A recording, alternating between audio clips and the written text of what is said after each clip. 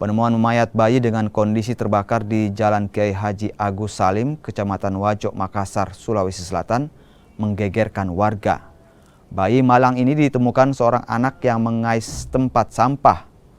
Untuk kepentingan penyelidikan, mayat bayi dibawa ke Rumah Sakit Bayangkara Makassar.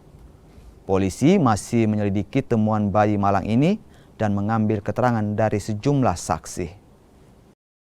Masih temukan orang sampah yang sedang terbakar, kemudian ditemukanlah orok bayi, makanya ribut, laporlah ke tempat. Karena kita TKP ternyata benar bahwa memang ada orok. Pukul berapa ditemukan? Laporannya ditemukan sekitar jam 1:30, jam 12 lewat. Kondisinya Bang, bagaimana? ini kondisinya ada saya lihat terbakar Iya, kondisinya dalam keadaan hangus bagian. Itu memang sengaja.